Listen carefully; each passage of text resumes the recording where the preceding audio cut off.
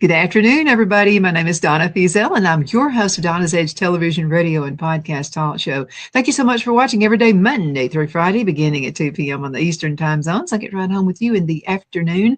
You can find us on television two different ways. Up in North Alabama, you can find us on Charter, channel 182, Charter Communications, part of Spectrum. You can also find us on Abundance Television, found on Roku, Apple TV, and Amazon Fire. Don't forget the podcast on thenewscasters.com.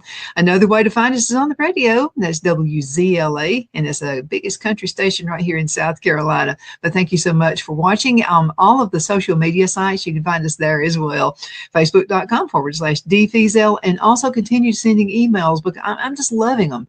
Donna at Donna'sEdge.com, Donna at Donna'sEdge.com. Got Alan Mendenhall with me right now. Alan's a pretty awesome guy. He's been on the show for several years, and I really love having you on the show, Alan. You bring a whole new perspective when it comes to finances and just different things, politics, the whole gamut. Thank you for being with me. I know you're a busy guy, man. You've been out of the country. What have you been doing?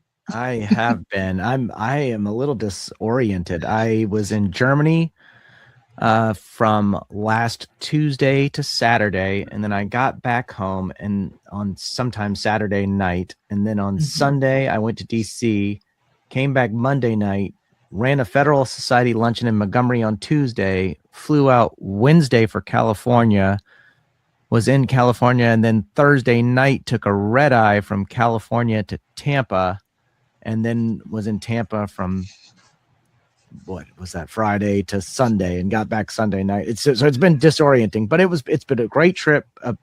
Each trip was great.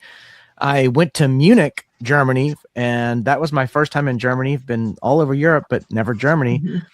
And I was there for a Liberty Fund colloquium with some people from the UK, people from Australia, and a handful of people from the United States. And we were all, I guess, I don't know what you call it. There were some professors. There were a couple of members of the House of Lords, a former member of the Scottish Parliament who's now a law professor. So kind of academics or writers or journalists, people in that space. And we were there to talk about the different manifestations of the British Constitution, which is an unwritten constitution that evolved throughout history in the United States and Australia. And so that's why we had representatives from each region, each one of those areas present to talk about, the implications of the British Constitution today. And it was fascinating. There were really interesting people. We had high-level conversations. We ate good food and had great discussion. And so that was amazing.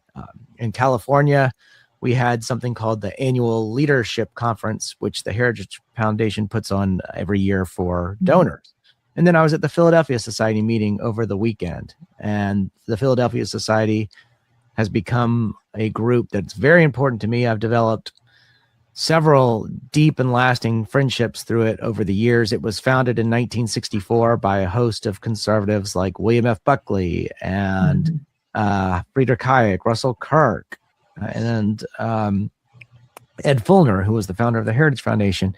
And they wanted to bring together disparate elements of the right to put them in conversation, not to achieve conformity, but to understand their differences and to figure out paths forward for the conservative movement and just to hash out ideas. And that organization has grown exponentially since Lenore Ely, another friend of mine, took over. She took over in the mid 2010s, I think maybe 2015-ish.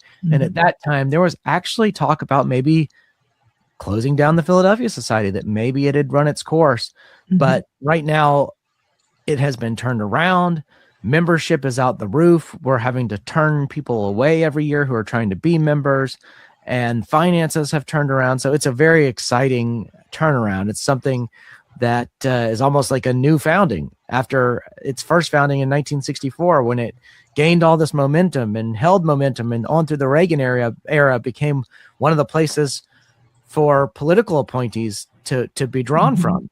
And then it kind of fell off, in the Bush years. I think that was a period of divide among conservatives, especially among kind of the academic types of conservatives. And it just fell into about a decade or more of languishing, but it is a phoenix that has risen from the ashes.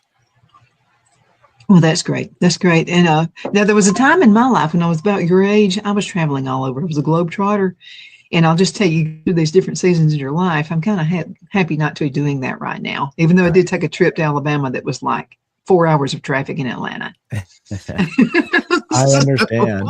Yeah, there are pros and cons. Things that I used to not think about, I think about, like my Delta points and how, what I have to do every day to get a point, or, which flight do I take to maximize my benefits and all that kind of stuff.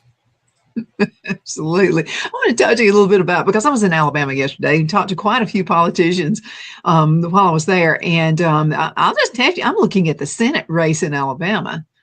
So I interviewed this guy, Jared Hudson is his name. And I have to tell you, he's a newcomer, but plowing through. Yeah, I got to tell you, it's been very interesting to me. So if you had asked me 2 years ago what was going to happen in Alabama politics, I would have said Will Ainsworth versus Steve Marshall for the governor's office.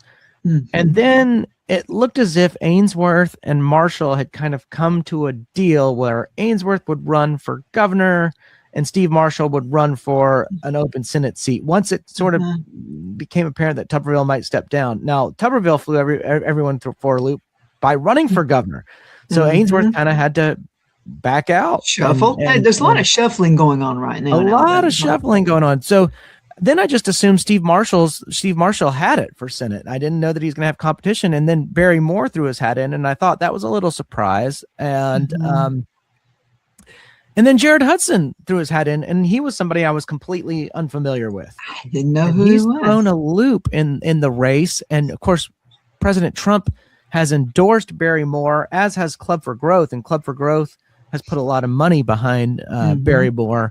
And so it appears that Barry Moore is now the front runner. And I'm not sure where Jared Hudson's drawing support. Like, is he taking votes away from Marshall, or is he taking votes away from Moore? I don't know. Or is he just gaining votes? He's gaining ground. He's gaining ground, and he's gaining it fast. I'm just telling you. But he talks with the everyday Alabamian, folks like me, who are just out there working. They own businesses, they have farms, they do all this, what would regular folks do? And he's really resonating with everybody. And I'll tell you something, he's reminding me of John Merrill. John Merrill always talked about visiting all 67 counties. So is this guy. He's not afraid to put himself out there. So I know he's up in, usually DeKalb County gets kind of left out on the loop. You know what I mean? He's been out there several times. So he's just been all over the place. He's got stamina. He's got energy. He just has it. And he doesn't feel, I think people are ready for time limits. The same folks. And that's what I think he's gaining ground in.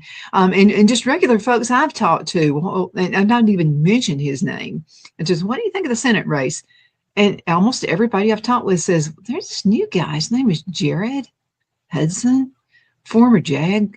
He's just got it all going for him, but he's got this energy about himself. Yeah. It's almost the energy. It's almost an energy like Barack Obama had, but in a different way. And so, he's pro-Christian, he's pro-family, he's pro, guns, he's pro the things that the normal citizen is pro, he is. And it feels real. Sometimes somebody will tell you stuff like that, and you're just on an interview and you're smiling at them, but you're like, But I really got it from this guy when I was talking with him yesterday. Yeah, well, I think no matter what, it's safe to say he has a future in politics in Alabama, regardless of what happens in this Senate race. This is really his first foray into politics, especially at this level. And the United States Senate is about as high as you can go. And so he's getting name recognition, and he's young. He's got, like I said, he's a fresh face and a new personality in Alabama politics. So he's got a future no matter what happens in this race. And I do suspect that we'll see a runoff here. I don't know exactly who will be in the runoff, but I'm going to make a prediction. I think it's going to be him and Barry Moore. I really do. And I think I think the others will probably put their support toward Jared.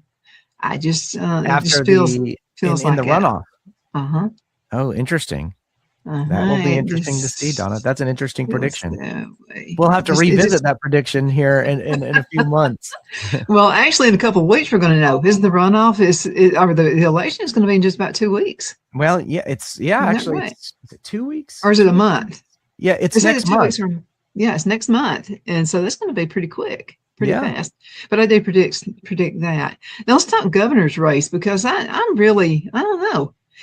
You think Tuberville, I think he's going to have a good run with it. I'm just not sure as much as we thought.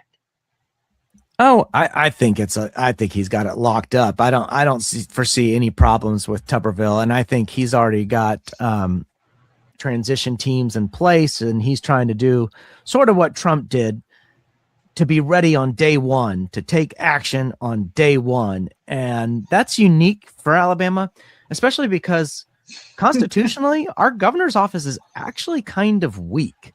But I think Tuberville's going to carry a lot of muscle as governor, in part because of his personality, in part because of his backing. I think a lot of people are excited about Tuberville coming in. I know he's ready to make some changes. And so I think the election is his.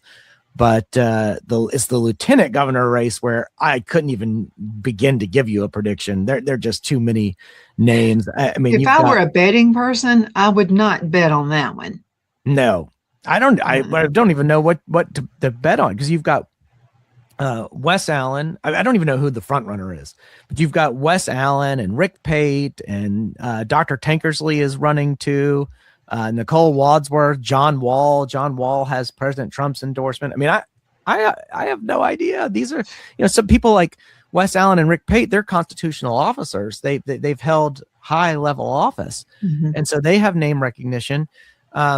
But Tankersley's got some recognition. Wadsworth's got some recognition, and she seems to have gotten around some of those early fumbles in her election, things with credentials and things like that. And John Wall's got name recognition as being head of the Alabama Republican Party and having Trump's endorsement. So I just do not know what to expect there. Let me ask you a question. Do you feel like now it is a plus for you if you do have Trump's recognition? I think it helps. I certainly think it helps.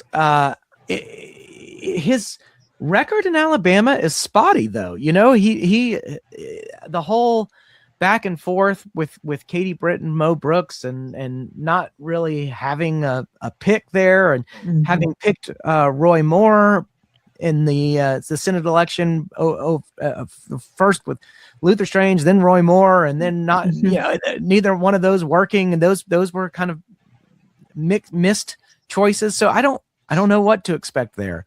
Another race that's going to be exciting is the Attorney General race.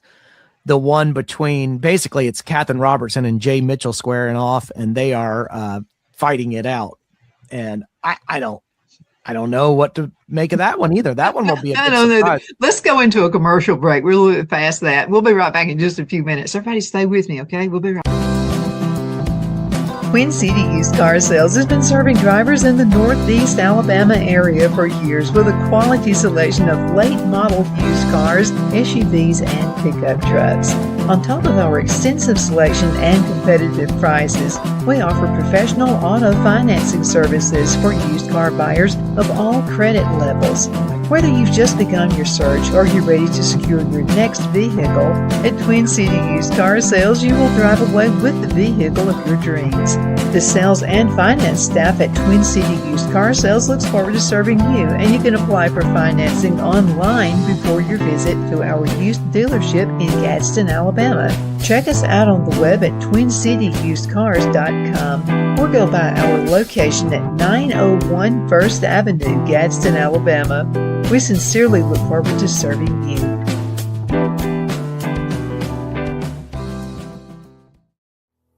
Finding the right home isn't just about bedrooms and square footage. It's about comfort, security, and the feeling you get the moment you walk through the door. That's why so many families across Greenwood and the Lakelands area trust Jenny Ferguson with Keller Williams. And I'll tell you from personal experience, Jenny was my realtor, and she truly cares about her clients. Jenny takes the time to listen, to understand what matters most, and to guide you every step of the way, whether you're buying your first home, upgrading, or ready to sell. Because this isn't just a transaction, it's your life. With local knowledge, personal care, and a commitment to getting it right, Jenny Ferguson makes the process simple and even enjoyable. So if you're thinking about buying or selling, now's the time to make your move. Call Jenny Ferguson with Keller Williams in Greenwood today and take the next step toward a place you'll truly love coming home to. Good afternoon, Sunshine. Medical Minute brought to you by Dr. Chuck with Lakeland's Chiropractic, where an ounce of prevention is worth what? A pound of cure. So what is the Beamer? Okay, now the Beamer uses very gentle pulse to electromagnetic signals. This will stimulate healthy muscles and it supports the temporary blood flow. Now let's talk Beamer and circulation support. Now the Beamer gently supports natural circulation in healthy muscles. Now that's what I call natural health. Thank you so much for watching your Medical Minute, brought to you by Dr. Chuck. You know who he's with. He's with Lakeland's Chiropractic, where an ounce of prevention is worth what? A pound of cure. I hope you have a super duper awesome rest of the afternoon. You take care. Shine your style at Kiss My Glass right here in the Anderson Mall. There's a place where style meets sparkle. At Kiss My Glass, every piece is handcrafted, custom designed, and made to shine just like you. Owner Beth Gibson brings creativity to life with stunning custom tumblers, gifts, and one-of-a-kind pieces you won't find anywhere else. Look for the perfect gift or something uniquely you, from bold and glamorous to simple and elegant. There's something for every style, so stop by, get inspired, and leave with something unforgettable. Kiss My Glass inside the Anderson Mall, Anderson, South Carolina, where your sparkle begins. Be sure to check out Kiss My Glass on Facebook for updates and specials and gift ideas.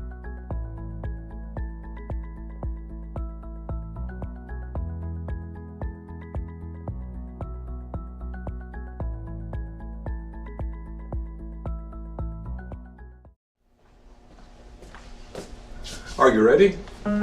We all wonder what tomorrow will bring, but the future lays itself at the feet of the prepared and surrenders to the will of the persistent. It's not easy, but today shapes you so you can shape tomorrow. With Northeast Alabama Community College, when the future asks if you're ready, you can answer yes. Begin your future at Northeast Alabama Community College. Donna's Designs offers a line of handmade memorial, wedding, and keepsake jewelry that launched back in 1970.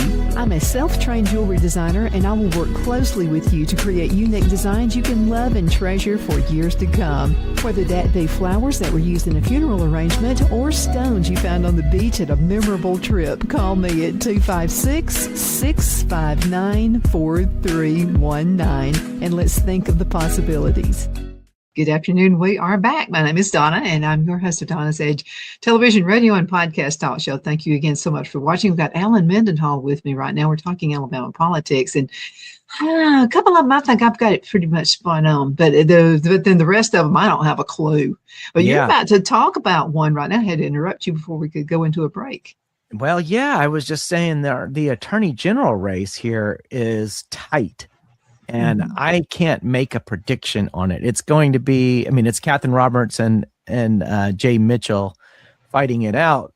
But these are both people I know fairly well. They're both friends of mine, so it's a little awkward. This happens when you do what I do. You end up having friends running against each other quite often. So it's awkward in that sense for me. But it's also kind of exciting because you don't really know who's going to win. It's like, for me, it's like watching a golf tournament where two of your favorite golfers are going back and forth. One's going to 600, one's going to 700, and one going to 8. They're trying to outmatch the other, and so we'll see what happens there. The other kind of race, well, we just talked about lieutenant governor, but the auditor race with Derek Chin and Andrew Sorrell is interesting because, Sorrell had to kind of like re-enter that race because he was hoping to be Secretary of State, but Caroline Dobson came in with a lot of money and she out fundraised him. And I think the polls were looking like she had it. And so I think he decided, I'm going to stay in my office. I'm going to run for auditor again, which is what he probably should have done to begin with. He had a whole nother term to serve out. And if he had stuck with that run at the beginning, he wouldn't have fielded a challenger. But the fact that he said he was going to run for Secretary of State opened up the opportunity for someone else to run and made somebody else get some name recognition. So now he's got to fight back for his position. I think he's going to pull it out. I think Sorrell's going to win that. But so you'll get Sorrell back at auditor is my prediction. And you'll get Caroline Dobson at Secretary of State, also my prediction there. So Caroline will have held office for the first time. She'll hold a constitutional office. She ran for Congress down there and after the redistricting, and that district got basically gerrymandered to include more of the black vote. And so it went Democratic. But this is exciting for her. I'm happy for her. I think she'll do a good job. She's very smart. I want to ask you another question. Okay, this pertains to Alabama is called a red state. Do you think they really are? Or do you think they're kind of changing just a little bit over to a blue state? Well, I think there are differences between how Alabama is governed and how Alabama votes. I think most people in Alabama are red state people. But strangely enough, the Alabama legislature just does not reflect the values of the Alabama people. And that is largely in part because there's not enough vigilance among the general public. And a lot of political leaders in Alabama don't really tell the truth to their constituents about what it is they're doing. I know this is shocking. I know this is shocking. And it's also in part because there's not as much money in Alabama still. We got red states taking off, South Carolina, Tennessee, Florida, Texas launching out the roof. We're kind of getting left behind because we're not following in their footsteps and adopting some of the economic policies that those states are doing. We've got the Mississippi Miracle right next door taking place, and we're getting left behind a little bit. And it's because we have too many politicians who are beholden to the lobby corps. They want to do whatever it takes to make the lobbyists happy, and the lobbyists have different interests than most of the voters. The voters want they want their values reflected, whereas the lobbyists want their clients to make as much money as possible. And often clients hire lobbyists to be anti-competitive. Everyone knows in economics, the basic tenet of economics, that you need competition for prices to go down, for services to improve, and it's also sort of a basic teaching of economics that companies with a lot of market power are going to try to leverage their government connections to prevent competition from occurring because they want all the business for themselves. And competition's hard. You have to be relentless. You have to constantly work. But if you can get some form of protectionism from the government, some form of subsidy from the government, anything that helps your business erect barriers to entry for to reduce competition, anything that helps your business get built-in advantages, you're going to try to do. And that's what lobbyists are hired to do. And it's just not what the Alabama people want. So until the Alabama people get really, really awake to the realities that these things are occurring, we're just not going to see fundamental change in the legislature. I feel the same way. I know that Alabama is called a red state, but I think they reflect more of a blue state because, first of all, let's just take, high up in the governor's office right now. Governor Ivey was a Democrat for many years till recent years was sheer Republican.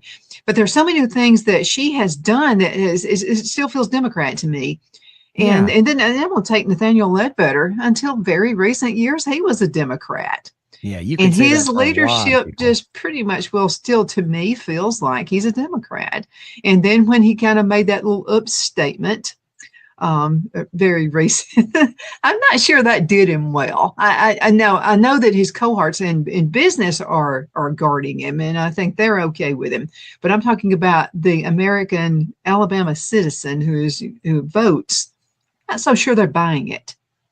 Well, I'll tell you one thing that people, and I think this is something that you'll find in the legislature that's common. People mistake big business for markets, and they think, oh, if I'm going to be pro-business, I have to do what this business tells me to do, or that business tells me to do, or this business lobbyist tells me to do, or that business lobbyist tells me to do. Well, business is not the same as markets. If you have free markets, businesses are in competition. And what most businesses want to try to do, the bigger they are, the more likely they are to try to put all their clout and money behind reducing competition because they want to stay big. Right. And markets are competitive. And unfortunately, we have too many people that just say, oh, business is telling me to do this, so I'll do this, because that's what the economic thing to do is, without knowing economics. So if you're economically illiterate, you're going to make decisions that just default to business because you think that that's the best thing to do economically. Yeah, but some like the candidates. Okay, they remind me of what you just said. That's the perfect scenario. Okay, so I'm going to put the other guy out. I'm going to like badmouth him. I'm going to just whatever. But and we see that in in the on the big national scene where it's like I'll just say whatever I can to get rid of the other guy. Yeah. But I said, man, Alabama politics can get like super nasty. I mean. It's just, and I would like to see one politician. I would just love to see somebody do this. Okay. We all make mistakes. We all do stupid stuff. Okay. And like someone is caught red-handed, say having an affair. Okay. And they did it. And then they're questioned about it and they say, no, we didn't do it. I would just love to see one person say, you know what? I was a moron. I did it. I most certainly did. My wife and I have been to Christian counseling. We've got that ironed out. I won't do it again. But yes, that was stupid on my part. I did that. I would just love to see it because we would forgive them easily. I mean, really, United States citizens we forgive people quick. Yeah, especially when they're being honest. I think if people own their sin and confess it and talk about how there is repentance and the one event, if it's one, doesn't define a lifetime, and then they're able to move on. And I think people are becoming more forgiving over the years. I think one thing social media has done is democratize information in such a way that people are less shocked by different types of scandal because we realize that everybody makes mistakes, and that's not to celebrate or condone the mistakes. It's just simply to show that people aren't defined by. I think Brother Bill Clinton helped us do that. Yeah. I really do. So, $40 million later and he still didn't have sex with that woman. So, I mean, I think Brother Bill brought that on. I really do. But yeah, I mean, when you just say you did it, and then say, next, move on. I'm ready to do it. I'm ready to go on ahead and be the best governor you've ever had or the best whatever you've ever had. But it's just that, passing the buck doesn't work with us anymore. Yeah, I think that's correct. So, something, 30 seconds left in this segment. What would you like to say to everybody? Can you believe how fast that went? What would you like to say to the folks for 30 seconds? Well, I'd like to say happy spring, and I'm looking forward to summer. I hope you are too. It's going to be a great summer. I think so too. I'm really excited not to have cold weather anymore. Me too. It'll happen with the season. But Alan, thank you so much for being with me and, on everything you're doing. Congratulations on your career. I know it's great, great, great fun. Thank you guys so much for watching. We definitely appreciate that. Continue sending email, Donna@donnasedge.com, Donna@donnasedge.com. Hope you have a super duper awesome rest of the afternoon.